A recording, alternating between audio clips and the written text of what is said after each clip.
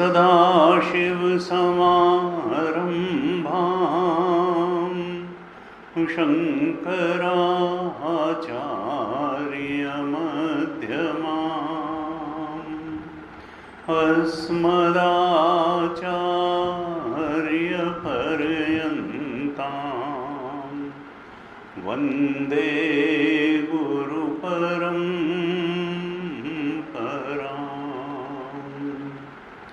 अज्ञानतिमिरान्धस्य ज्ञानाञ्जनशलाकया चक्षुरुन्मीलितं येन तस्मै श्री गुरवे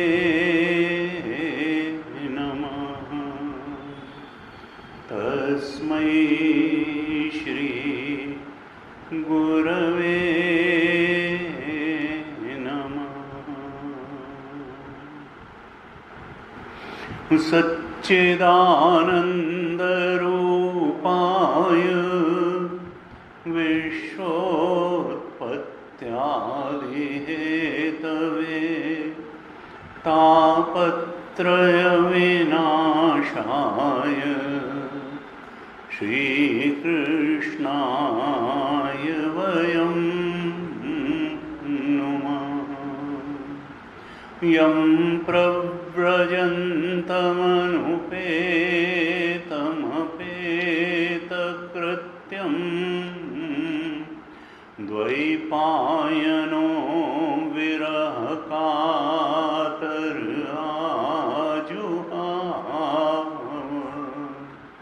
पुत्रेति तन्मयतया तरवोऽभिनेदुः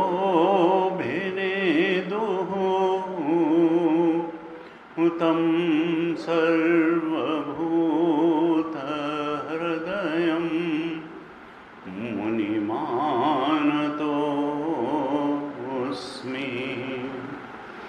तं सर्वभूतहृदयं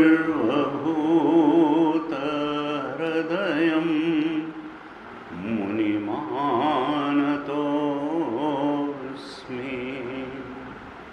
नारायणं नमस्कृत्य नरं चैव नरोत्तमं देवीं सरस्वतीं व्यासं ततो जयमुदीरयेत्। कृष्णाय वासुदेवाय हरये परमात्मने प्रणतक्लेशनाशाय गोविन्दाय नमो नमः। प्रणतक्लेशनाशाय गोविन्दाय नमो नमः। तो श्रीमद् भागवत महापुराण के द्वितीय स्कंद पर हम चर्चा कर रहे हैं और इस द्वितीय स्कंद में केवल 10 अध्याय हैं, लेकिन ये बड़ा महत्वपूर्ण अध्याय है साधना की दृष्टि से। प्रारंभ में ध्यान की बात बताई गई, फिर 5, 6, 7 अध्याय में एक भागवत आई जो ब्रह्मा जी ने नारद जी को सुनाई। फिर 8वें अध्याय में इसके परीक्षित के 10-12 प्रश्न आए जो शुकदेव महाराज से पूछे परीक्षित जी ने, और उन प्रश्नों के उत्तर में अब ये 9वें अध्याय में पहले तो शुकदेव जी ये चतुश्लोकी भागवत सुना रहे हैं परीक्षित को कि परीक्षित जैसे तुमने प्रश्न किए हैं ऐसे ही प्रश्न एक समय ब्रह्मा जी ने नारायण भगवान से किए। नारायण के नाभ ही कमल से जो ब्रह्मा की उत्पत्ति हुई और उन्होंने चारों ओर देखा तो उनको लगा मैं अकेला हूँ, और वो समझ नहीं पाए कि मेरी उत्पत्ति क्यों हुई है, किस लिए हुई है, मैं क्या करूं, मैं हूं कौन, मेरा माता कौन है, मेरे पिता कौन है, किस लिए मैं आया हूं, और वो समझ नहीं सके। इसी दशा में उनकी इसी विक्षेपग्रस्त मन स्थिति की दशा में आकाशवाणी हुई। तब उनको लगा कि ये आदेश है कि मुझे तप करना चाहिए, और तस्य ज्ञानमयम तपः, विचार रूप तप उन्होंने किया। और वो तप करने से फिर भगवान प्रसन्न हुए और भगवान ने उनको उपदेश किया। ब्रह्मा जी की 2 समस्याएं थीं। जब भगवान आए, दर्शन हुआ, तप के फलस्वरूप भगवान ने कहा, ब्रह्मा जी तपो में हृदयम साक्षात, तपस्या तो मेरा हृदय ही है, और आत्मा हम तपसो अनग, हे अनग, हे निष्पाप ब्रह्मा जी, ये तप तो मेरी आत्मा है और तप की आत्मा में दोनों तरह से कहा। तप से जब प्रसन्न हो गए भगवान ब्रह्मा जी के तप से और प्रकट हुए, तो ब्रह्मा जी ने कहा कि भगवान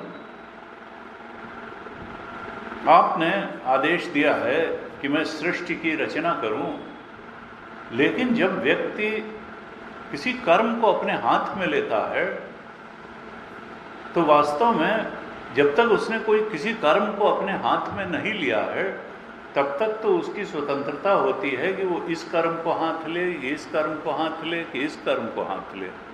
लेकिन एक बार जब किसी कर्म को हाथ में वो ले लेता है तो वो तो कर्म को कम हाथ में लेता है, कर्म ही उसको हाथ में ले लेता है। उसकी सारी दिनचर्या और सारा जीवन उस कर्म हाथ में लिए हुए कर्म के अनुसार निर्धारित होना शुरू हो जाती है। जब आपने एक बार ये तय कर लिया कि हमको इंजीनियरिंग ग्रेजुएट बनना है और फिजिक्स मैथमेटिक्स पढ़नी है, तो अब उसी हिसाब से चलेगा। फिर इंजीनियरिंग कॉलेज में जाएंगे तो एक दिनचर्या होगी, मेडिकल कॉलेज में जाएंगे एक दिनचर्या होगी, जब अविवाहित थे तो एक दिनचर्या थी, जब गृहस्थी में प्रवेश किया तो एक दिनचर्या हो गई, किसी फैक्ट्री में जॉब लिया तो एक दिनचर्या हो गई, वहाँ भी सेल्समैन का जॉब लिया तो एक दिनचर्या हो गई, और मैनेजमेंट के और फील्ड में गए तो दूसरी दिनचर्या हो गई। तो कर्म अपने हाथ में लेता है, और कर्म करते समय हम कितना भी ध्यान रखें, कर्म हमारे ज्ञान पर हावी हो जाता है। कर्म जो है वो हमारे गूढ़ ज्ञान पर हावी होकर के हमको अपने हिसाब से चलाने लगता है। गीता जी में कहा कि ये कर्म जो है ये रजोगुण की अभिव्यक्ति है। जब रजोगुण बढ़ता है व्यक्ति में तो आदमी शांत नहीं बैठ सकता, खाली नहीं, चलो कुछ करो, ये नहीं तो वो करो, सार्थक नहीं तो निरर्थक करो, लेकिन करो। बिना किए जो है वो रह नहीं सकता है, करना पड़ेगा। गीता जी के 14th चैप्टर के 7वें अध्याय में कहा भगवान ने, रजो रागात्मकम विद्धि तृष्णा संग समुद्भवम तन्निबध्नाति कौन्तेय कर्म संगेन देहिनम। रजोगुण जो है वो कर्म से बांध देता है। और कर्म क्यों होता है? कामना से, तृष्णा से बांधता है और राग कर देता है। किसी रजोगुण जो है रजो रागात्मकम विद्धि, क्योंकि कर्म हम किसी फल विशेष की खामखा कोई काम नहीं करता है, बिना आशा के, बिना कामना के, बिना किसी प्रयोजन की पूर्ति के कोई कर्म नहीं करता है। वेदांत का एक सूत्र है कि प्रयोजनम अनुद्दिश्य मंदोपि न प्रवर्तते। जहां कोई प्रयोजन नहीं दिखता है वहां मंद बुद्धि व्यक्ति भी कोई काम नहीं करता है। जो कम बुद्धि वाला है, विवेकशील नहीं है, वो भी जब कोई प्रयोजन देखता है, किसी उद्देश्य की, किसी कामना की पूर्ति देखता है, तभी वो काम करता है। अगर उसको लगेगा इस काम करने से कुछ मिलेगा ही नहीं तो फिर वो नहीं करेगा। और वो लक्ष्य ऐसा होना चाहिए जिससे राग होना चाहिए और जिसकी तृष्णा होनी चाहिए। अब इतना पैसा कमाना है, अब भाई ऐसा मकान बनवाना है, ऐसी गाड़ी खरीदनी है, ऐसा सम्मान पाने का काम करना है, ऐसी एबिलिटी प्राप्त करनी, बहुत तरीके के राग हो सकते हैं, तृष्णा हो सकते हैं, और फिर उसी की पूर्ति के लिए व्यक्ति कर्म करता है। लेकिन त्रिगुण के धरातल पर इस सब के जिम्मेदार कौन है? कहा रजोगुण।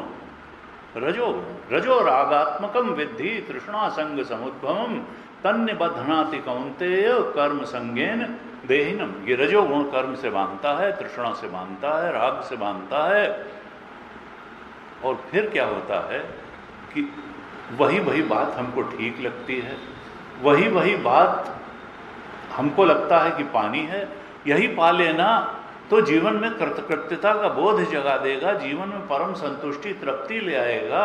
अगर हमको जिससे राग है वो चीज़ मिल गई तो बस फिर तो समझो जिंदगी की समस्या ही सुलझ गई।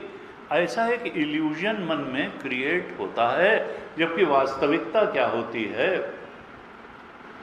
कि वो जो रजोगुण की प्रेरणा से जो प्रयोजन है, जो लक्ष्य है, जो तृष्णा और राग जिससे है, उसको पाने के लिए जो कर्म किया जा रहा है, वो सत्य के ज्ञान से हमको बहुत दूर ले जाके पटक देता है। क्योंकि सत्य का ज्ञान तो आत्मा का ज्ञान है, उसके लिए तो अंतर्मुखता चाहिए, उसके लिए तो आत्मचिंतन चाहिए, उसके लिए तो सत्संग चाहिए, उसके लिए तो स्वाध्याय चाहिए, उसके लिए तो ध्यान चाहिए, उसके लिए तो भक्ति चाहिए, उसके लिए तो भगवत कृपा चाहिए। और हम पड़ गए बाहर कुछ पाने के लिए, राग कर बैठे, तृष्णा कर बैठे और कर्म से जुड़ गए। तो क्या होता है कि ये रजोगुण की प्रेरणा से किए जाने वाला कर्म हमको आत्मज्ञान से दूर लिए चला जाता है। तो ब्रह्मा जी का प्रश्न क्या था कि हम तो छोटे व्यक्ति हैं, ब्रह्मा जी प्रथम जीव हैं, बहुत शुद्ध अंतःकरण के हैं, तब वो प्रथम जीव बने अगली सृष्टि के, लेकिन हैं जीव, अभी आत्मबोध नहीं है, लेकिन बहुत शुद्ध निर्मल अंतःकरण के प्रथम जीव बने। तो ब्रह्मा जी की समस्याएं दो हैं यहाँ इस भागवत जी में, कि हम कर्म करें लेकिन कर्म का लेप न हो। क्योंकि जब कर्म होता है तो वो हमको हाथ में ले लेता है और वो हमको हमारे अहंकार को पुष्ट करता है, क्योंकि जब हम अच्छे ढंग से कर्म करेंगे तो हमको अचीवमेंट होगा तो उस अचीवमेंट से हमको कुछ विशेषता मिलेगी कि भाई ये इतने बड़े व्यक्ति हैं, देखो ये ऐसा ऐसा कर लेते हैं ऐसे। तो अहंकार जिसको गलित होना था उसको गलित होने के बजाय एक और विशेषण मिल जाता है, और वो अहंकार जो है बजाय खत्म होने के भूल जाता है। तो उन्होंने कहा ऐसा भगवान हमको कुछ बताइए तरीका कि हमको तो इतनी बड़ी सृष्टि रचना का कार्य करना है, हम इस कार्य को ठीक ढंग से कर सकें। बाहर जाके बात करिए, बाहर जाके बात करिए, प्लीज बाहर जाके बात करिए। तो हमें जो है ब्रह्मा जी की दो समस्याएं हैं। एक तो कि क्रिया का हम कर्म करें लेकिन क्रिया का लेप न हो, क्योंकि क्रिया हमारे ज्ञान को ढक देती है। वो जो अचीवमेंट होता है वो हमारे ज्ञान को ढक देता है। तो कर्म तो हम करें लेकिन अहंकार को सुशोभित उसका अचीवमेंट न करें, हमारे ज्ञान को ढके ना, आत्मज्ञान को। हम रजोगुण के ट्रैप में न फंस जाएं कहीं कर्म करने में। मैं विशेषणों से बचा रहूं, ऐसा कोई ज्ञान हो कि हम सब करते भी रहें लेकिन हमारी जो सत्य का ज्ञान है उससे हम डिगें नहीं। तो भगवान, क्योंकि ये सतोगुणी जब चित्त होगा तो ही आत्मचिंतन संभव होता है। रजोगुणी और तमोगुणी चित्त में आत्मचिंतन नहीं संभव होता, ब्रह्मचिंतन नहीं संभव होता, स्वरूप ज्ञान नहीं होता है। जब अत्यंत निर्मल, शुद्ध, पवित्र और सात्विक अंतःकरण होता है तभी आत्मचिंतन संभव होता है।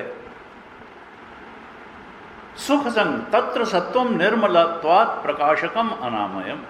ये जो सतोगुण है ये प्रकाशक है, सत्य का प्रकाशन करता है हृदय में, और सत्य तो आत्मा है। निरोगी बना देता है। ये जितने मनोरोग हैं, काम, क्रोध, लोभ, मोह, मद, मत्सर, ये तो रजोगुण तमोगुण की उपज है, इनको हटा देता है सतोगुण। और निर्मल बना देता है चित्त को, आत्मा के प्रकाश से भर देता है, आत्मानंद से भर देता है, सुख संगेन बधनाति, और आत्मज्ञान को प्रतिबिंबित करता है, प्रकाशित कर देता है बुद्धि को आत्मा के ज्ञान से। इसीलिए बार बार कहते हैं कि सतोगुणी बनो, अपने बुद्धि को सात्विक बनाओ, और रजोगुण से और तमोगुण को जीवन में कम से कम करते चले जाओ। ऐसा स्वाध्याय करो, ऐसा सत्संग करो, ऐसी ध्यान, पूजा, भक्ति करो जिससे चित्त सात्विक बनता चला जाए। आत्मा का ज्ञान से ये बुद्धि भरती चली जाए। जब इस प्रकार से ब्रह्मा जी ने अपनी समस्या बताई कि भगवान हमको कुछ ऐसा तरीका बता दें, तो भगवान ने कहा, ये 9वें अध्याय के 30 और 31 श्लोक में भगवान ने थोड़ा भूमिका बनाई है, और फिर 32, 33, 34 और 35 इन 4 श्लोकों में जो भागवत कही है वो चतुश्लोकी भागवत के नाम से प्रसिद्ध है, बहुत प्रसिद्ध है भागवत का प्रकरण। तो पहले हम देखते हैं 30-31 श्लोक में भगवान ने क्या कहा। भगवान ने कहा, ज्ञानम परम गुह्यम में यद विज्ञान समन्वितम स रहस्यम तदंगम च ग्रहण गदितम मया। कहा, देखो ब्रह्मा जी, विज्ञान समन्वितम, ज्ञानम परमम गुह्यम, मैं अब तुमको सबसे रहस्यपूर्ण ज्ञान बताने जा रहा हूं, और केवल ज्ञान ही नहीं बताने जा रहा हूं, मैं इसका विज्ञान भी तुमको कराने जा रहा हूं। ज्ञान और विज्ञान दोनों मैं कराने जा रहा हूं। तो ज्ञान और विज्ञान में अंतर क्या है? का देखो, एक तो गीता हमने कहा आती है, गीता का अर्थ भी आता है, सब बता भी सकते हैं, लेकिन गीता जिस आत्मा के बोध के बारे में बता रही है वो बोध हमको नहीं है। यानी ज्ञान तो है, विज्ञान नहीं है। गीता के 7वें अध्याय में भगवान ने कहा, बल्कि 9वें अध्याय के पहले श्लोक में ही भगवान ने कहा, इदम तुते गुह्य तमम प्रवक्ष्यामि अनुसूयवे। हे गुण में दोष के दर्शन न करने वाले अर्जुन, क्योंकि कई बार व्यक्ति की आदत, ये सबसे बड़ा पाप माना गया है बुद्धि का कि किसी के गुण में दोष दर्शन। जब हम बहुत ज़्यादा अपनी डॉगमेटिक होते हैं, अपने विचार के प्रति दुराग्रही होते हैं, अपने इरोनियस नोशंस के प्रति दुराग्रही होते हैं, तो फिर हम कितना भी अच्छे गुण वाला व्यक्ति हो उसको भी दोषी बता करके, उसको गलत बता करके और अपने दुराग्रहपूर्ण जो गलत धारणा है उसकी रक्षा करना चाहते हैं। उसको कहते हैं असूया, गुण में दोष देखना। और अनुसूया का मतलब गुण में जो दोष नहीं देखे। भले हम नहीं उस बात को कर पा रहे हैं, लेकिन कम से कम सैद्धांतिक रूप से हम ये तो कहें कि नहीं, ईमानदारी अच्छी चीज है, चरित्रवान होना अच्छी चीज है, भले हम उसमें पूरी तरह से प्रतिष्ठित न हो, हम कम से कम गुण को दोष तो न बताएं। तो अनुसूयवे, भगवान कहते हैं अर्जुन से, तुम अनुसूय, तुम गुणों में दोष नहीं देखते हो, और इसलिए केवल इसी एक क्वालिटी के कारण मैं तुमको अब परम ज्ञान देने जा रहा हूं। केवल ज्ञान ही नहीं, पहले श्लोक में 9वें अध्याय में कहा, ज्ञानम विज्ञान सहितम, मैं ज्ञान भी देने जा रहा हूं और उसका विज्ञान भी करा दूंगा। यानी आत्मा के लक्षण भी बता दूंगा कि 3 शरीरों के पार हैं, 5 कोशों के पार है, 3 अवस्थाओं का आधार है, और यही नहीं है, मैं उसके सच्चिदानंद स्वरूप का बोध भी तुमको करा दूंगा। केवल बौद्धिक ज्ञान ही नहीं कराऊंगा, अनुभूति भी करा दूंगा। वो है विज्ञान, कि उस तत्व की, उस सत्य की अनुभूति हो जाना, ये है विज्ञान। और ज्ञान क्या है कि उसके लक्षण, तदर्थ लक्षण मालूम हो गए, स्वरूप लक्षण मालूम हो गया, बौद्धिक रूप से सत्य बिल्कुल स्पष्ट हो गया, माया का स्वरूप स्पष्ट हो गया। लेकिन बोध तो तब होगा जब हमको मालूम पड़ जाए कि हाँ, हमारा स्वरूप ब्रह्मानंद, उस आनंद की अनुभूति हो जाए, उस सत्य की अनुभूति हो जाए, उस प्योर कॉन्शियसनेस की अनुभूति हो जाए। तो ये अनुभूति होना विज्ञान है, और बौद्धिक दृष्टि से चीज़ें स्पष्ट हो जाना ये ज्ञान है। तो वहाँ भगवान ने कहा, यज् ज्ञात्वा मोक्ष से अशुभात्, जब तुमको ज्ञान और विज्ञान दोनों हो जाएगा तो जितना कुछ भी अशुभ है उससे तुम मुक्त हो जाओगे। और अशुभ क्या है? गलत को सही मान के बैठे रहना, यही तो अशुभ है, और सही को सही न जानना, यही तो अशुभ है। हम हैं आत्मस्वरूप, ब्रह्मस्वरूप, सच्चिदानंद स्वरूप, और हम अपने को जन्मने मरने वाला अगर देह मान के बैठे हैं तो इससे ज़्यादा अशुभ बात क्या हो सकती है? अगर हम अपने को सुखी दुखी होने वाला मन मान के बैठे हैं तो इससे ज़्यादा अशुभ बात क्या हो सकती है? हमको अपने स्वरूप के बोध में चलना चाहिए, और हम इच्छाएं और इच्छाओं की पूर्ति देने वाला संसार को बहुत सत्य और उसकी शरण में बैठे हुए सत्य मान के, इससे ज़्यादा अशुभ क्या हो सकता है? तो कहा सारे अशुभ से मुक्ति हो जाएगी, और मैं तुमको ज्ञान भी करा दूंगा और विज्ञान भी करा दूंगा। यहाँ भगवान ने ब्रह्मा जी से यही कहा कि ज्ञानम परमम गुह्यम में यद विज्ञान समन्वितम, मैं तुमको परम गुह्य ज्ञान भी दे दूंगा और विज्ञान के सहित दे दूंगा, यानी बोध भी करा दूंगा कि सच्चाई है क्या, तुम्हारा सत्य क्या है, सृष्टि का सत्य क्या है, भगवान का सत्य क्या है, इसका बोध भी करा दूंगा और खोल खोल के तुमको बता भी दूंगा, बौद्धिक रूप से भी चीज़ों को स्पष्ट करा दूंगा। कहा स रहस्यम तदंगम च, मैं पूरे रहस्यों को खोल दूंगा अंग प्रत्यंग के साथ।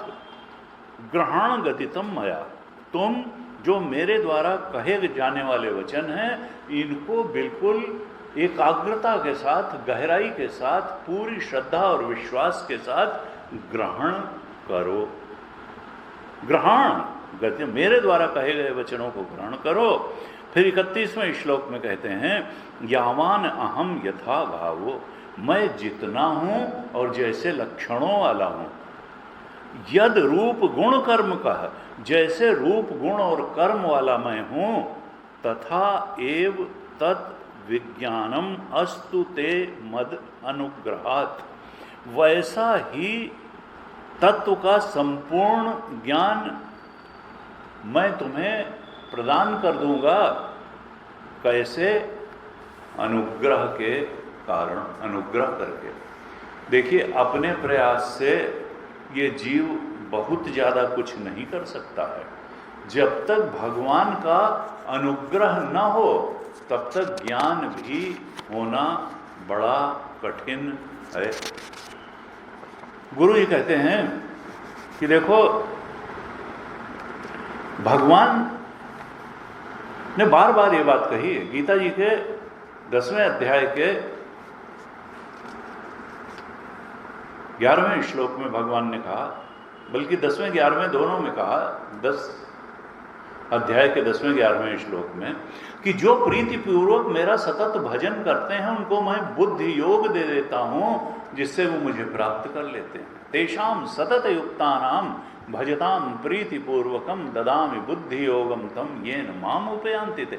यानी भगवान की अनुग्रह से जो बुद्धि योग प्राप्त होता है, एक तो हमारे प्रयासों से होगा, एक भगवान के अनुग्रह से होगा।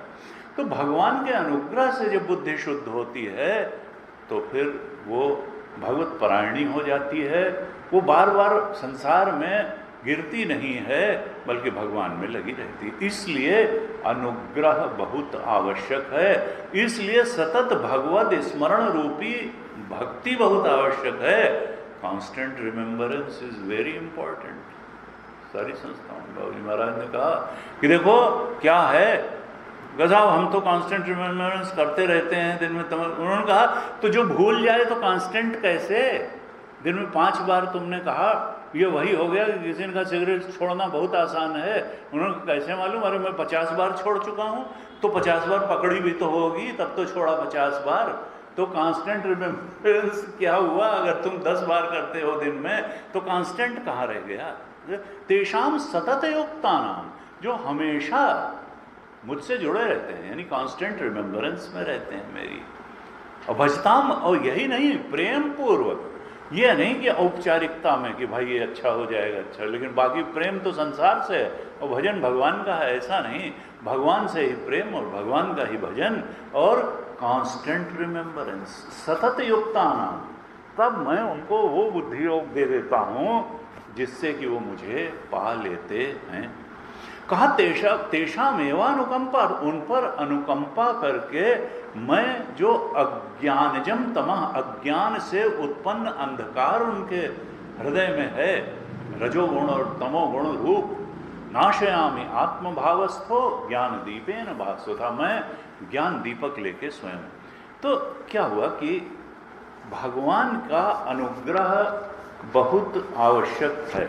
और गुरु जी स्वामी तेजोवन जी कहते हैं कि देखो, जब हमारी तरफ से भगवान का ग्रहण होता है तब भगवान का हमारे ऊपर अनुग्रह होता है। पहले हम ग्रह करेंगे तो फिर उनका अनुग्रह होगा। हम पहले भगवान को पकड़ें अपने स्मरण द्वारा, भजन द्वारा, चिंतन द्वारा, अपने दिल को उनके चरणों में समर्पित करके हमारी तरफ से जो ग्रहण होगा तब भगवान हमारे ऊपर अनुग्रह निश्चित करेंगे। हम जब भगवान की शरण ग्रहण करेंगे तो फिर भगवान जब हमको पकड़ लेंगे तो फिर उनकी कृपा से मिलने वाली जो शुद्ध बुद्धि है, जो ज्ञान है, वो टिक के रहेगा और बोध पर्यंत बना रहेगा। ये जो है भगवान ने पहले ये 2 श्लोकों में 30-31 में ब्रह्मा जी को उत्साह बनाया कि ठीक तरह से ब्रह्मा जी आप मेरी बातों को ग्रहण करें और इससे ज्ञान भी हो जाएगा, विज्ञान भी हो जाएगा, सृष्टि का रहस्य पूरी तरह से समझ में आ जाएगा। इसके बाद में 32, 33, 34, 35 श्लोक में 4 श्लोकों में चतुश्लोकी भागवत कही। ग्रंथ आप लोगों के पास नहीं होगा, फिर भी मैं थोड़ा पाठ कराऊंगा इन 4 श्लोकों का। आप लोग जितना श्रवण के बाद धीरे धीरे कराएंगे तो आप लोग थोड़ा दोहराइए इसको। अहमेवासमेवाग्रे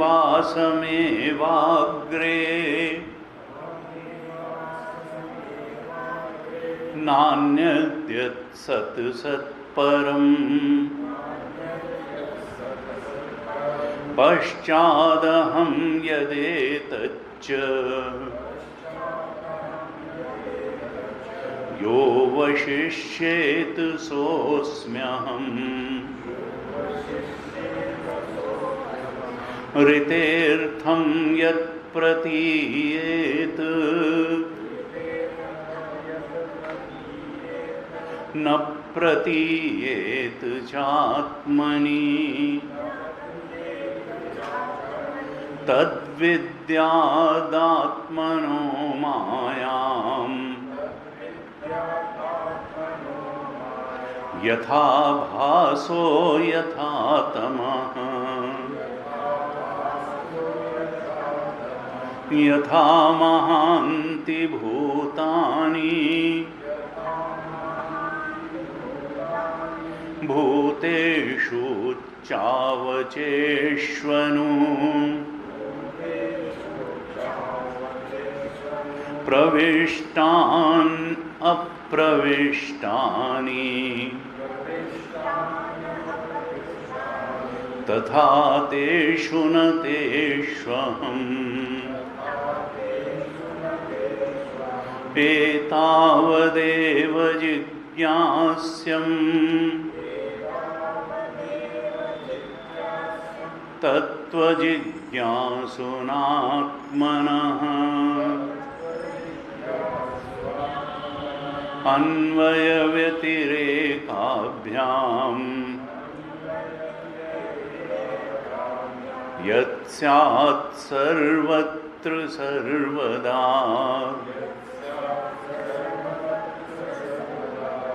एतन्मतं समातिष्ठ परमेण समाधिना भवान् कल्पविकल्पेषु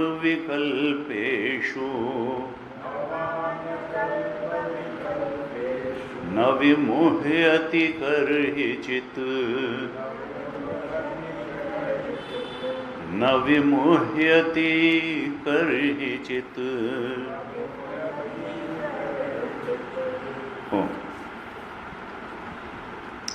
संतों ने ऐसा कहा कि भगवान तो अनुग्रह करने के लिए तैयार बैठे हैं हमारे ऊपर, लेकिन कई बार हम ही उनकी कृपा में अवरोध बन जाते हैं।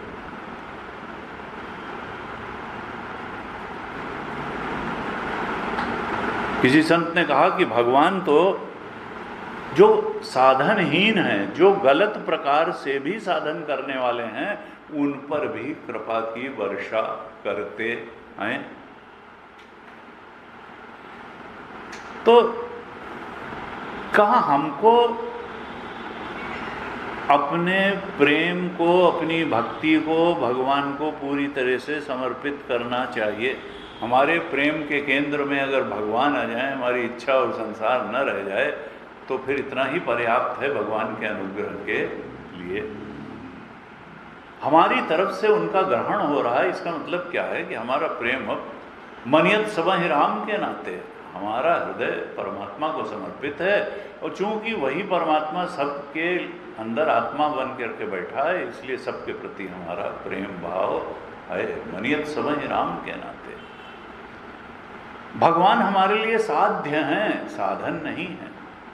हम भगवान के पास संसार मांगने न जाएं, बल्कि संसार का उपयोग भगवान को पाने के लिए करें। मंदिर जाएं तो संसार मांगने नहीं, भगवान। ये देह संसार का पार्ट है, ये साधन धाम मोक्ष का द्वारा है, इसका उपयोग भगवत प्राप्ति के लिए करें, भोग प्राप्ति के लिए नहीं। संसार में भी जो सदशास्त्र हैं, सद्गुरु हैं, उनका उपयोग करके भगवत प्राप्ति के लिए उनका उपयोग करें। तमाम सारी जो बातें जो संसार में ही अटकाने भटकाने, गिराने झुलाने उठाने वाली हैं, उनसे थोड़ा उपेक्षा उनकी करते हुए जीवन जिएं। तो तेजोमन जी, हमारे गुरु जी कहते हैं कि तुम ऐसा स्वभाव बना लो, ऐसी दिनचर्या बना लो कि भगवान तुम्हारा ग्रहण करने के लिए बाध्य हो जाएं, अनुग्रह करने के लिए बाध्य हो जाएं। तुम्हारा ग्रहण, परमात्मा के लिए तुम्हारा ग्रहण करना अनिवार्य हो जाए। लेकिन तुम परमात्मा तुम्हारा ग्रहण करे और तुम परमात्मा का ग्रहण करो, इसकी उपयोगिता तो पहले तुमको समझ में आए कि भगवान को ग्रहण करना यही उपाय है भगवान का अनुग्रह प्राप्त करने का। तो जीवन में भगवान को ग्रहण करने की इंपॉर्टेंस क्या है, उपयोगिता क्या है, महत्ता क्या है उनका? क्योंकि हमको तो 3 ही ग्रहण मालूम है, एक है सूर्य ग्रहण, एक है चंद्र ग्रहण और एक है पाणिक ग्रहण। हम तो इन 3 ग्रहण के ऊपर जान ही नहीं पाते। भगवान का भी ग्रहण हो सकता है, भगवान को भी ग्रहा जा सकता है, परम सत्य को भी ग्रहण किया जा सकता है और उसी की सबसे ज़्यादा आवश्यकता है। तो प्रयोजनम अनुद्देश्य मंदोपिन, पहले हमको उसकी सार्थकता तो मालूम पड़े कि खाली धन कमाना, खाली प्रोजेनीज को इस संसार में ले आना, खाली बढ़िया बढ़िया गाड़ियाँ और संपत्ति बना लेना, यही जीवन का उद्देश्य नहीं है। साधन धाम मोक्ष, मोक्ष सबसे बड़ी आवश्यकता है, चरम और परम पुरुषार्थ है। ये अर्थ, काम और धर्म, ये तीनों तो चरम पुरुषार्थ मोक्ष की प्राप्ति के लिए साधन हैं। साध्य तो मोक्ष ही है, आत्मबोध है, भगवान की कृपा प्राप्त करना है, अनुग्रह प्राप्त करना है, भगवत स्वरूप के बोध में प्रतिष्ठित होना है। पुरुषार्थ तो वही है, 4 पुरुषार्थ कहे गए, लेकिन 3 पुरुषार्थ तो उस चरम पुरुषार्थ के लिए साधन है। साध्य तो मोक्ष पुरुषार्थ ही। तो यहाँ पर हमने 4 श्लोकों बल्कि 5 का ही पाठ कर लिया। चतुश्लोक की भागवत तो 32, 33, 34, 35 श्लोक में ही है। पहले श्लोक में क्या कहते हैं भगवान? अहम एव आसम एव अग्रे। अहम एव आसम, मैं ही था। अहम माने मैं, एव माने ही, आसम माने था। अहम एव आसम, मैं ही था। अग्रे, किसके अग्रे? पहले, पहले मैं ही था। 2 बार एव कहा, अहम एव आसम एव अग्रे, मैं ही था और था ही था, ही था, यानी एको अहम द्वितीयो नास्ति, मेरे अलावा कुछ भी नहीं था। किसके अग्रे? इस सृष्टि के पहले। इस सृष्टि के पहले एकमात्र मैं और केवल मैं ही था और कुछ नहीं था। न ब्रह्मा जी थे, न पानी था, न आकाश था, न जल था, केवल एक सच्चिदानंद परमात्मा था। मैं ही था, भगवत्ता ही थी।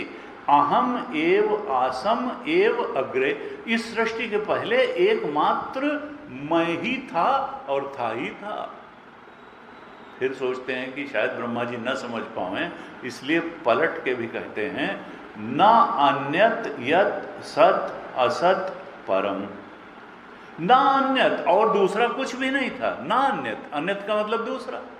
एकमात्र मैं ही था सृष्टि के पहले और था ही था और दूसरा कुछ नहीं था। और उसको एक्सप्लेन करते हैं कि दूसरा का मतलब क्या है। तो कहते हैं न सत्य था, न असत्य था, न सत असत के जो परे है वो था। अब ये सत्य का क्या मतलब है? लोग कहते हैं भाई वो गाड़ी खड़ी है और हम देख रहे हैं, अनुभव कर रहे हैं, इसमें बैठ के घूम भी आएंगे तो इसलिए ये सत्य है। हम लोग इस स्थूल जगत को सत्य मानते हैं। है, कमरा है, बैठ करके माइक है। और तो यहाँ सत्य का मतलब क्या है कि स्थूल पदार्थ, ये जो स्थूल सृष्टि है ये नहीं थी, ना अन्यत सत असत परम।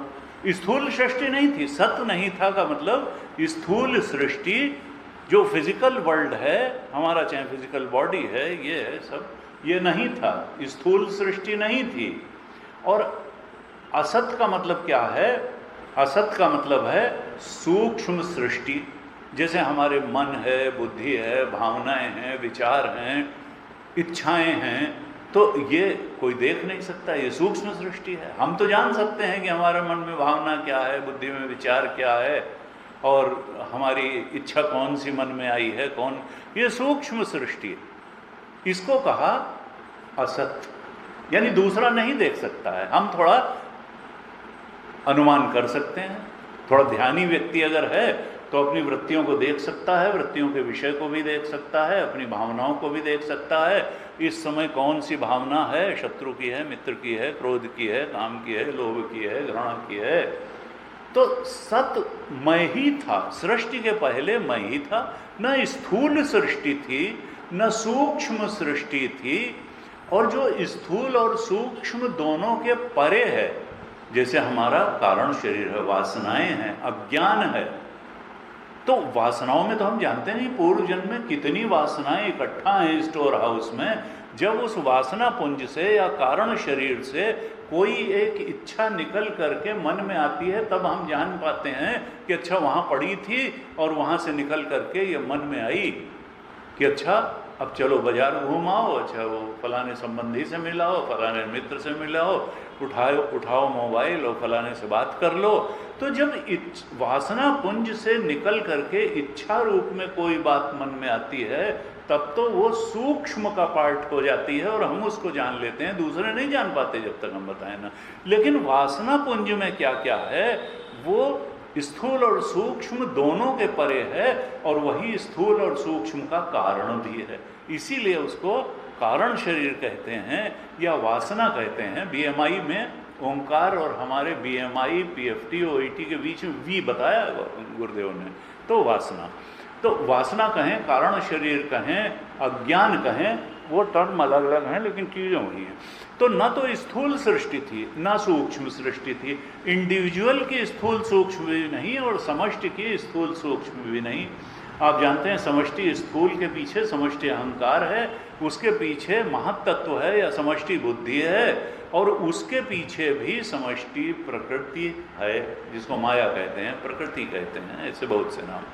तो न तो स्थूल, न तो इंडिविजुअल लेवल की जो स्थूल, सूक्ष्म और कारण सृष्टि है वो थी, न समग्र समष्टि स्तर की स्थूल, सूक्ष्म और कारण सृष्टि थी।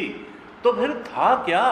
कहा अहम एव आसम एव अग्रे। ये स्थूल, सूक्ष्म और कारण सृष्टि के पहले मैं और मैं ही था, और मेरे अलावा कुछ नहीं था। फिर क्या कहते हैं दूसरी पंक्ति में 32वें श्लोक के, कि ऐसा नहीं कि पहले मैं था, पश्चाद अहम यद एतत् च। कहा जब सृष्टि हो गई तब क्या है? कहा सृष्टि होने के बाद भी मैं ही हूं। स्थूल रूप में भी मैं ही हूं, सूक्ष्म रूप में भी मैं ही हूं, और कारण रूप में भी मैं ही हूं। पहले भी मैं ही था और सृष्टि होने के बाद भी मैं ही हूं। और कहा यो अवशिष्येत सोऽस्म्यहम्। और ये सृष्टि जब प्रलय हो जाएगी तो प्रलय हो जाने के बाद भी मैं ही बचूंगा। यह अवशिष्येत सो अस्मि अहम। सृष्टि के बाद जो कुछ बच रहेगा वो भी मैं ही हूँ। यानी पहले भी मैं था, बीच में भी मैं ही हूँ, और इस सृष्टि के लीन होने के बाद, प्रलय के बाद भी मैं ही रहूँगा। यानी मैं ही था, मैं ही हूँ और मैं ही रहूँगा। तो कहना क्या चाहते हैं? घड़ा जो है वो बनने के पहले क्या था? मिट्टी था। और जो घड़े रूप में दिख रहा है तो है तो तत्व रूप से तो मिट्टी है, नाम घड़ा तो नाम रूप का आरोपण है। और जो घड़ा फूट जाएगा तो क्या बचेगा? उनका मिट्टी ही बचेगी। यानी सत्य क्या है, तत्व क्या है? मिट्टी। जो पहले था, जो अभी है, जो बाद में भी रहेगा, तत्व तो वही है। यानी ये सब दुनिया दिख रही है, इसकी अनेकता दिख रही है, तमाम घड़े दिख रहे हैं। छोटा घड़ा, कोई घड़ी है, कोई घड़ा है, कोई मटका है, कुछ देर के लिए है, कोई सकोरा है, कोई सुराही है, कोई कुछ है, हजार हजार योनियां हैं। तो वो तत्व क्या है? उनका तत्व परमात्मा है। हमारा तत्व भी परमात्मा, इसका तत्व भी परमात्मा, इसका तत्व भी परमात्मा, स्थूल का भी जो सत्य है परमात्मा, सूक्ष्म का भी सत्य परमात्मा, कारण का भी सत्य परमात्मा। और ये रहे तो परमात्मा और ये न रहे तो परमात्मा, ये है तो भी ये परमात्मा स्वरूप है। घड़ा हो तो मिट्टी, न हो तो मिट्टी, घड़ा फूट जाए तो मिट्टी। यानी सत्य क्या है? मिट्टी। सत्य क्या है? परमात्मा। तुम्हारे अंदर भी परमात्मा के अलावा जो कुछ अनुभव में आ रहा है वो नाम रूप का आरोपण मात्र है, that is just super imposition. वहाँ की रियलिटी क्या है, सत्य क्या है, तत्व क्या है? सच्चिदानंद स्वरूप परमात्मा, उसके अलावा कुछ भी नहीं है। ऐसे बताया। हम इस पर थोड़ी और चर्चा करेंगे, पहले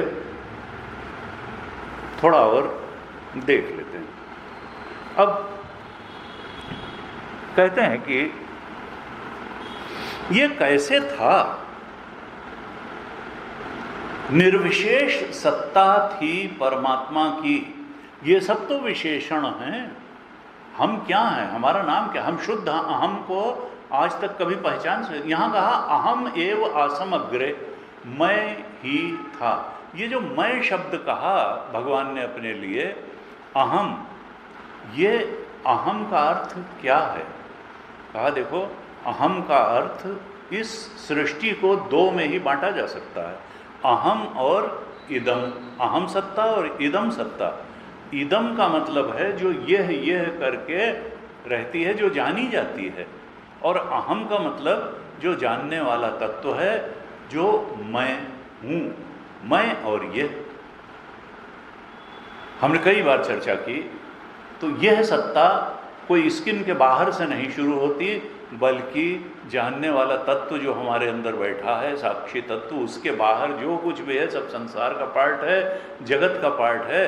कारण शरीर भी उसके बाहर है, सूक्ष्म शरीर भी उसके बाहर है, और स्थूल शरीर भी उसके बाहर है, और जगत के वेद विभेद, ये सृष्टि भी उसके बाहर है।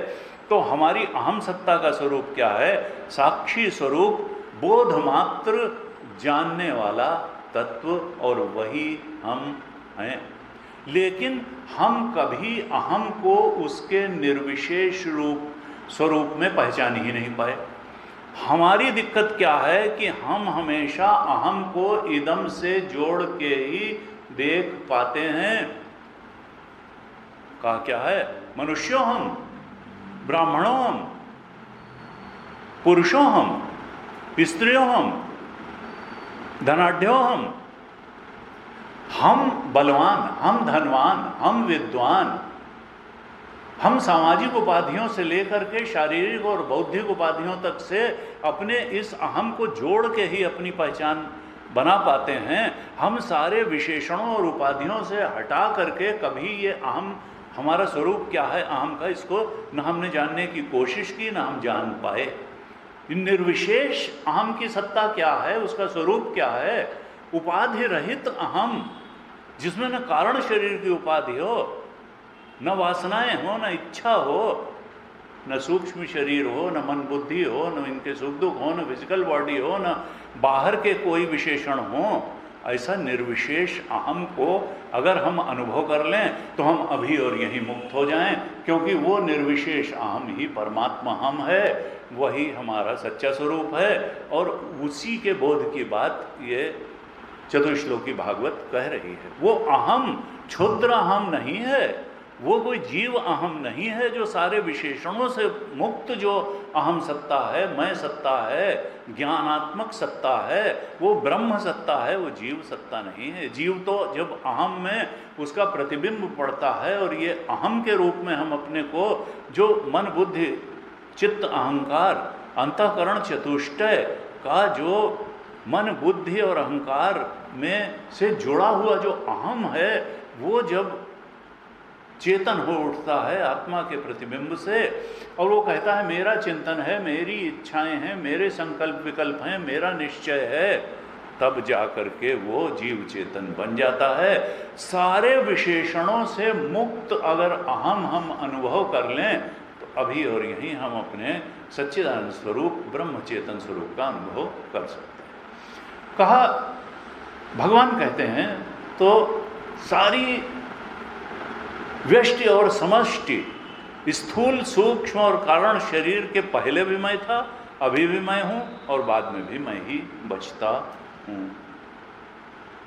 उन्होंने कहा तो फिर ये सब जंजाल है क्या?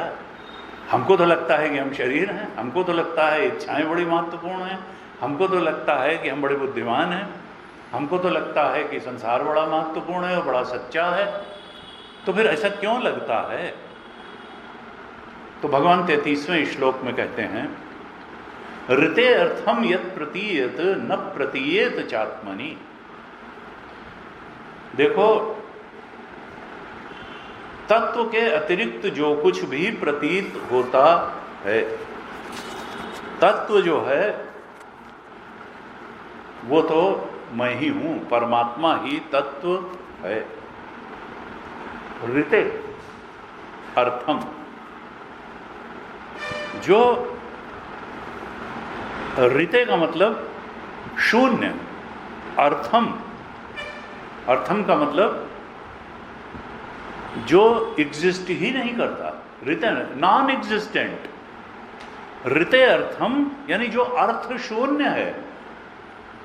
जैसे कठपुतली, तो कठपुतली में काठ तो ठीक है, वो पुतली जो है वो तो उसमें एक आकार मात्र है, कठपुतली में नचाया जा रहा है कठपुतली को, लेकिन तत्व तो काठ है। कह ऋते अर्थम यत् प्रतीयत, जो चीज है ही नहीं वो है करके अनुभव में आने लगती है। जो अर्थ शून्य है, अर्थहीन है, नॉन एग्जिस्टेंस है, नॉन एग्जिस्टेंट है, वो तो भासना शुरू हो जाती है।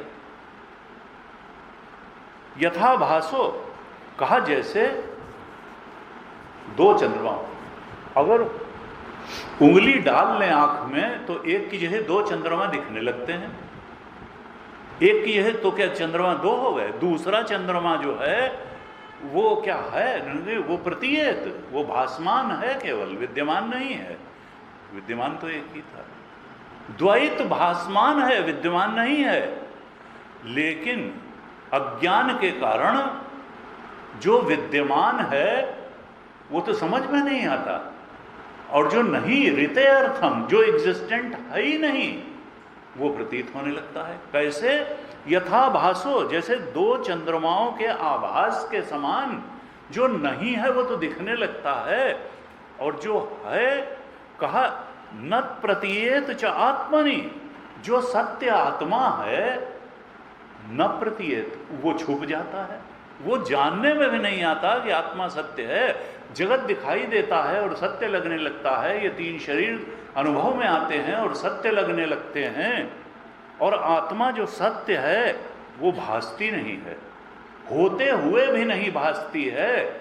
और जगत और ये शरीर ऋते अर्थम, जो नॉन एग्जिस्टेंट हैं, ये भासना शुरू कर देते हैं द्वितीय चंद्रमा के समान। देखिए, बड़े सटीक दृष्टांत देते हैं हमारे शास्त्र। कहा जो नहीं है और प्रतीत होने लगता है, उसके लिए कहा द्वितीय चंद्र का आभा, जैसे दूसरे चंद्र, यथा भासो, और फिर कहा यथा तमः न प्रतीयेत चात्मनि, कि जो चीज है वो प्रतीत नहीं हो रही है। कैसे?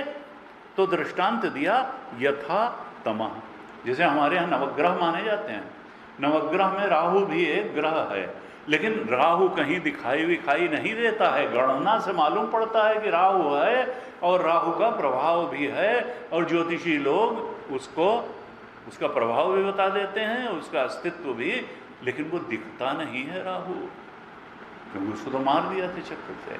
तो राहु जो है वो नक्षत्रों में विद्यमान होने पर भी भासमान नहीं होता। ऐसे ही आत्मा या परमात्मा अहम शरीर में भी विद्यमान होने पर भासती नहीं है, संसार का अधिष्ठान होने पर भी, विद्यमान होने पर भी भासती नहीं। तो एक चीज है जो एग्जिस्ट कर रही है, विद्यमान है, लेकिन प्रतीत नहीं होती, और बहुत चीज ऐसी है जो विद्यमान ही नहीं है, आभास मात्र है और वो प्रतीत हो रही है। ऐसा कैसे होता है? तो कहते हैं तद विद्यात आत्मनो मायाम। ये मेरी माया के कारण ऐसा होता है। ये मेरी जो माया महारानी हैं, इनकी कलाकारी क्या है कि जो है उसको तो मालूम नहीं पड़ने देती, और जो नहीं है उसको जो है दिखा देती हैं, उसको दिखा देती हैं। तीन शरीर जो विद्यमान नहीं हैं उनको भासमान करके दिखा देती हैं। ऋतेर्थम, वो है ही नहीं, नॉन एग्जिस्टेंट को एग्जिस्टेंट करके दिखा देती है, और जिसका एग्जिस्टेंस है उसके एग्जिस्टेंस का पता ही नहीं लगता है, नॉन एग्जिस्टेंस है। संसार दिखाई देता है, उसका अधिष्ठान परमात्मा दिखाई नहीं देता। तीन शरीर अनुभव में आते हैं, इनका अधिष्ठान आत्मा साक्षी अनुभव में नहीं आता है। ये सब चक्कर है क्या कि जो नहीं है वो है करके मालूम पड़ता है, और जो है वो मालूम ही नहीं पड़ता है।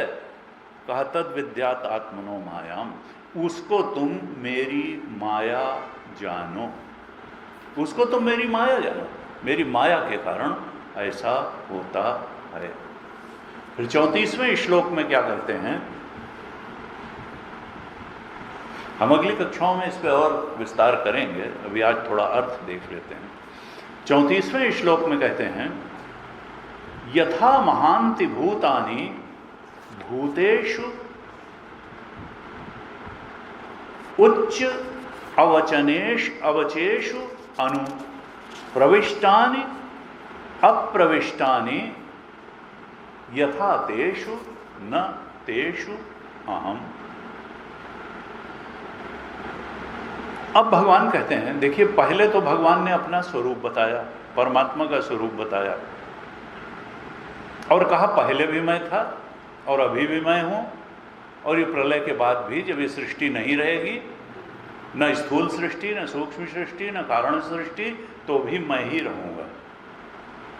और इससे भगवान बताना क्या चाहते हैं कि निर्विशेष सत्ता के रूप में पहले मैं था, और चेतन में जब दूसरा नहीं होता तो वेदांत का एक सिद्धांत है स्वात्मनो क्रिया अविरोधात्, अपने आप से अपने आप में क्रिया नहीं होती है, विरोध है, स्वात्मनि क्रिया विरोध। कहा अगर शुद्ध जल रखा हुआ है कहीं तो उसमें जो है कोई क्रिया नहीं होगी।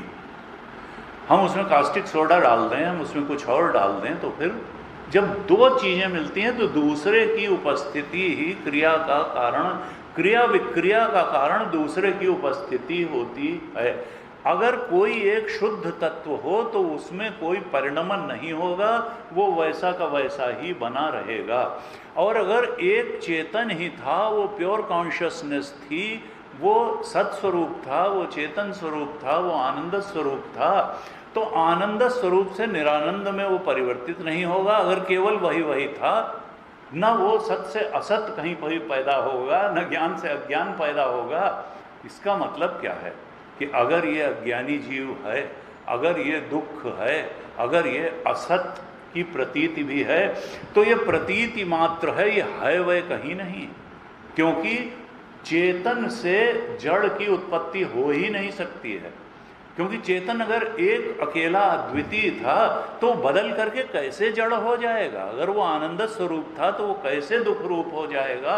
अगर वो सत्य स्वरूप था तो वो कैसे जो है असत रूप हो जाएगा? इसका मतलब क्या है कि अगर हमें असत की सत्ता अनुभव में आ रही है, असत कुछ अनुभव में आ रहा है, अगर हमें जड़ता अनुभव में आ रही है, अज्ञान अनुभव में आ रहा है, दुख अनुभव में आ रहा है, तो ये हमारा इरोनियस नोशन है, वो है वह कहीं नहीं, लेकिन अनुभव में आ रहा है, प्रतीति मात्र है, आरोपण है। अधिष्ठान तो सच्चिदानंद परमात्मा ही है, निर्विशेष ब्रह्म सत्ता ही वास्तव में है। उसके अलावा जो कुछ है वो चाहे जगत हो, चाहे प्राणियों के शरीर हो, वो न आए न गए, वो प्रतीति मात्र हैं, वो आभास मात्र हैं। माया ही आभास मात्र है। माया के कारण ये त्रिगुण जो हैं ये आभास मात्र हैं। तो फिर त्रिगुण के मेल से इन तमोगुण, रजोगुण, सतोगुण के अनेक अनेक कॉम्बिनेशन से बनी हुई ये जो सृष्टि है, स्थूल सृष्टि, सूक्ष्म सृष्टि, ये तो आभास मात्र है ही। सत्य तो इसका अधिष्ठान अहम एव आसम एव आग्रे नान्यत यत् सत् सब परम, वही है। माया की बात कही कि ये जो न होने पर भी जो चीज दिखती है ये माया के कारण है, और ये माया बड़ी प्रबल है। गीता में कहा 7वें अध्याय के श्लोक में, 7वें अध्याय के ख्याल से इसमें 7वें अध्याय के 14वें श्लोक में कहा यह माया कैसी है? दैवी है शा गुणमयी मम माया दुरत्या मामे वे प्रपद्यन्ते माया में ताम तरन। ये डिवाइन है, ये भगवान की माया है, इसलिए जीव अपने प्रयासों से इसके पार नहीं जा सकता है। अगर जीव की माया होती तो चला जाता। दैवी है ये, डिवाइन, गुणमयी मम माया, उनका मेरी है ये माया।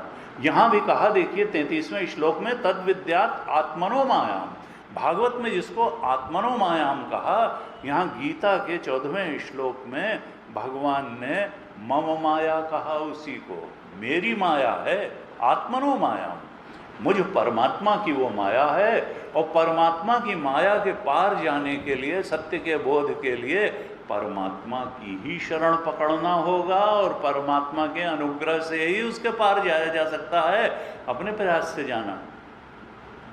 कहा मामेव ये प्रपद्य, जो मेरी शरण पकड़ते हैं, यानी इच्छाओं की शरण नहीं पकड़ते, संसार के भोगों की शरण नहीं पकड़ते, माम एव ये प्रपद्यन्ते मायाम एताम, वही मेरी माया के पार जा पाते हैं, क्योंकि ये दैवी है और गुणमयी है, त्रिगुणात्मिका है, सत रज तम स्वरूपा है। रजोगुण और तमोगुण तो और माया के बंधन को जकड़ देते हैं, लेकिन सतोगुण भगवत शरणागति की ओर बढ़ा देता है, इसलिए विवेक बुद्धि पैदा कर देता है सतोगुण। और सतोगुण बढ़ाने के लिए तो स्वाध्याय, सत्संग, ध्यान, पूजा, जप, यही सब साधन है, सात्विकता बढ़ाने के साधन हैं। जब सात्विकता बढ़ती जाती है तो भगवान नजरे इनायत करते हैं और फिर व्यक्ति माया के पार जाने के लिए अधिकृत हो जाता है। लेकिन कहते हैं चूंकि मेरी माया है, दुरत्या है, बड़ी कठिनाई से। एक संत ने कहा कि वो मछलियां मरने से बच जाती हैं जो मछुआरे के पैरों के पास आ जाती हैं, क्योंकि जाल तो दूर फेंका जाता है। तो भगवान का भी जो ये माया जाल है, ये भगवान के चरणों से जो दूर रहते हैं उनको तो अपनी ट्रैप में लिए रहता है, लेकिन जो भगवान के चरण पकड़ लेते हैं वो जीव बच जाते हैं और मोह और भ्रम और माया के जाल में नहीं फंसते हैं, भगवान की कृपा से वो तर जाते हैं।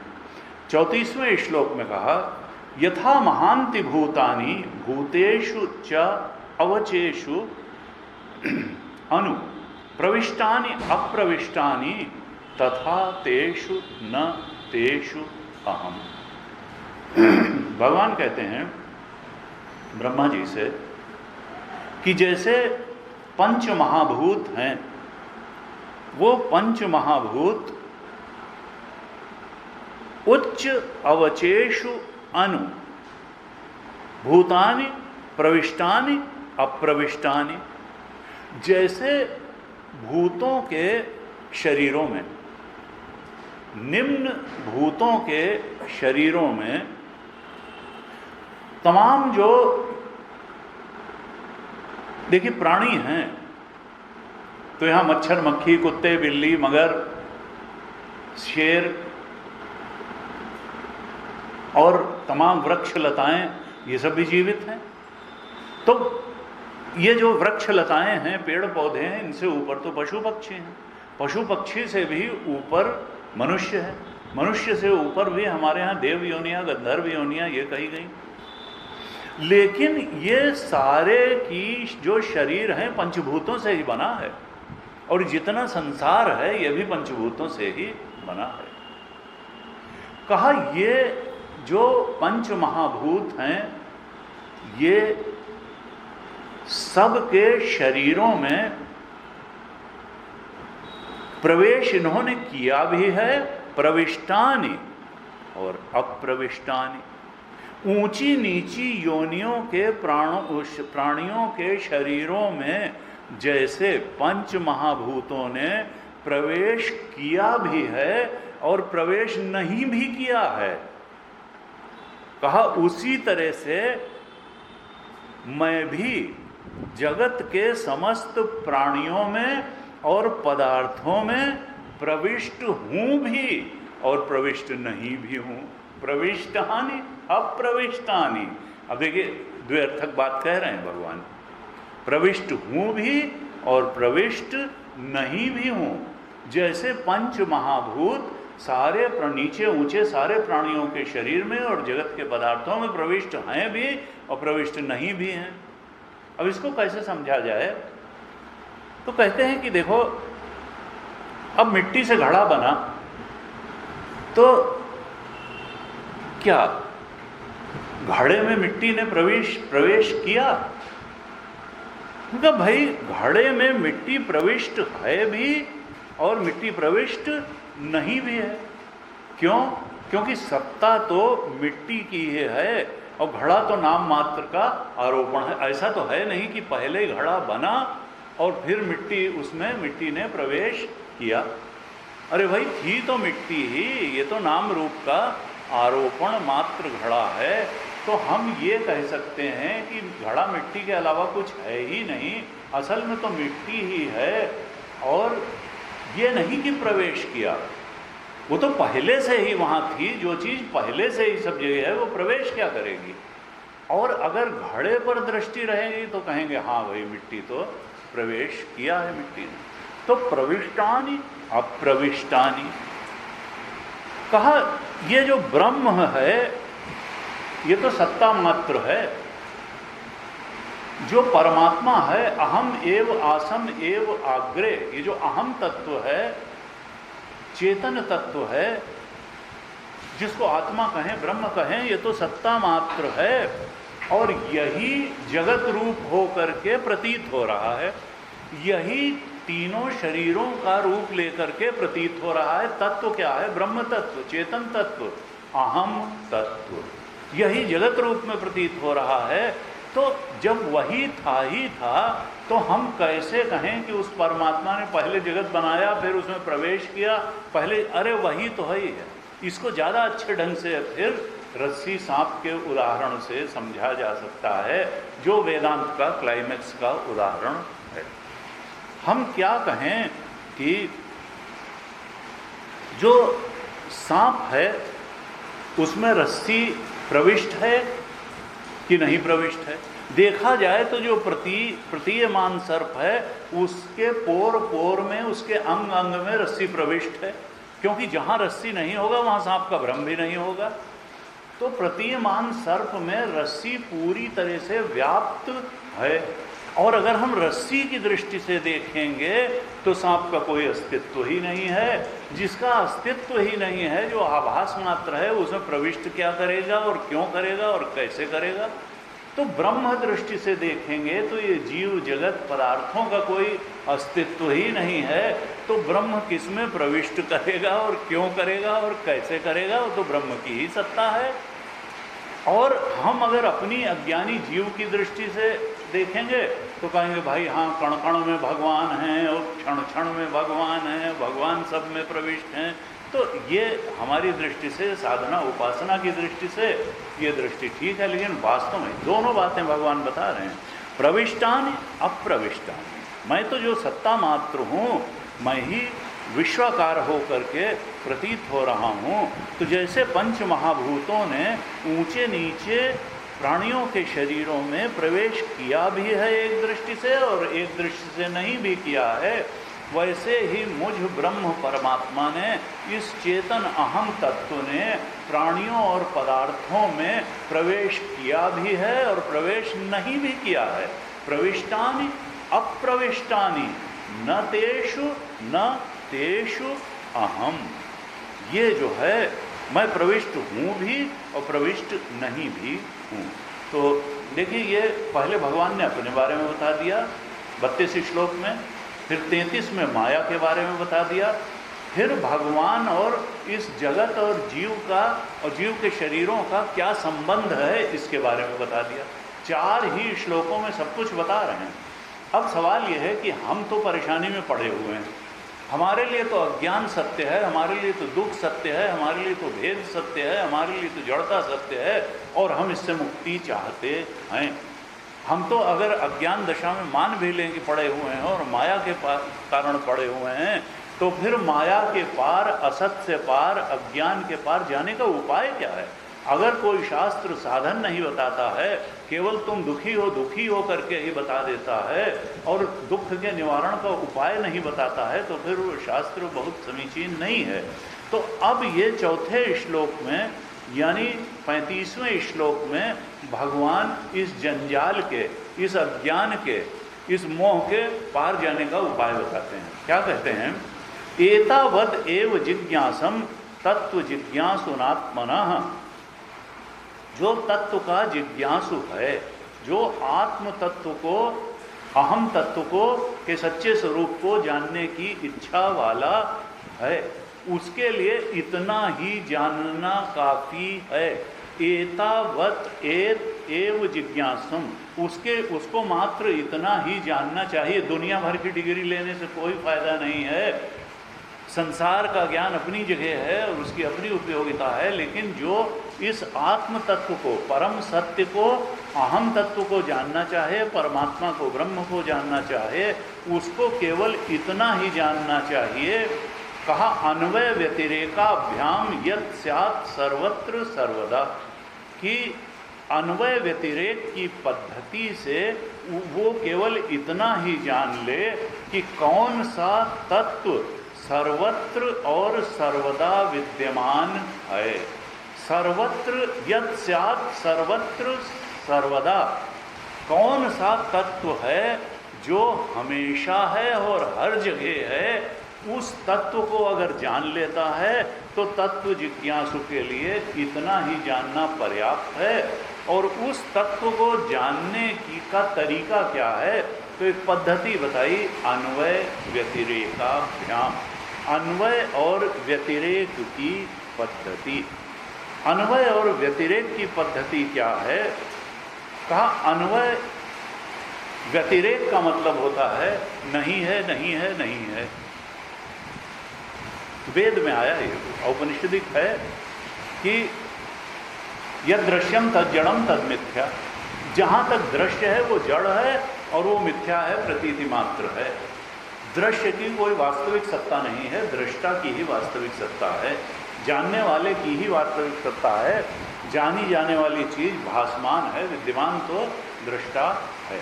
तो कहा नेति नेति नेति व्यतिरेक, यानी हटाओ, निषेध करो।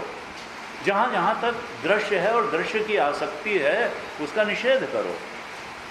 योग दर्शन में भी यही कहा, योगश्चित्त वृत्ति निरोध तदा दृष्टो स्वरूपे अवस्थानम वृत्ति सारूप्य में। अगर आसक्ति कर ली वृत्ति से तो वृत्ति ही सबसे बड़ी मालूम पड़ेगी, तुम्हारी छाती पे चढ़ बैठेगी, क्रोध की वृत्ति आएगी, क्रोधी, और लोभ की वृत्ति। तो इसलिए वृत्ति के साक्षी बनो भाई, ज्ञान में साक्षी हो जाओ, और तब तदा दृष्टु स्वरूपे अवस्थानम, वृत्ति का निरोध हो जाएगा और दृष्टा की स्वरूप में स्थिति हो जाएगी, दृश्य में स्थिति नहीं रहेगी। तो कहा दृश्य से दूरी बनाओ।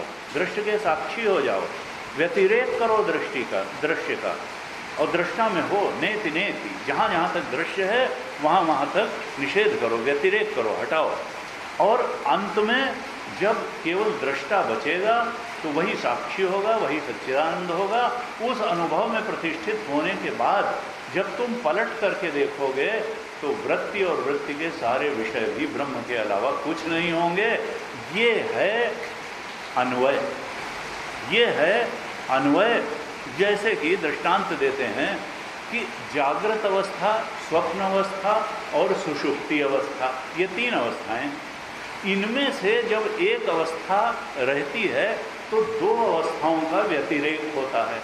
व्यतिरेक का मतलब हटी रहती है, निषेध रहता है।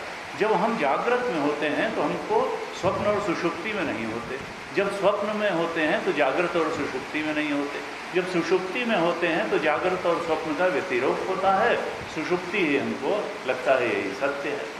तो ये जो तीनों अवस्थाएं हैं, और आत्मा की दृष्टि से अगर देखें तो आत्मा में ये तीनों अवस्थाएं नहीं हैं, आत्मा तो तुरीय है, चौथा है। तो इन तीनों अवस्थाओं का परस्पर व्यतिरेक होता है और आत्मा में भी इनका व्यतिरेक है। आत्मा में ये तीनों अवस्थाएं, ये जीव की अवस्थाएं हैं, आत्मा में तीनों अवस्थाओं का व्यतिरेक है और परस्पर भी इन तीनों अवस्थाओं में व्यतिरेक होता है।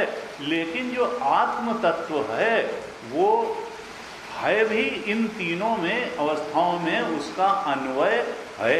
अगर उसका अन्वय न होता, इस समय आत्म तत्व न होता, ज्ञान तत्व न होता, तो हम कैसे सुन रहे होते और कैसे बोल रहे होते और कैसे समझ रहे होते। तो जागृत में भी उसका अन्वय है, स्वप्न में भी उस आत्म तत्व का, ज्ञान तत्व का अन्वय है, और सुषुप्ति में भी ज्ञान तत्व का अन्वय रहता है।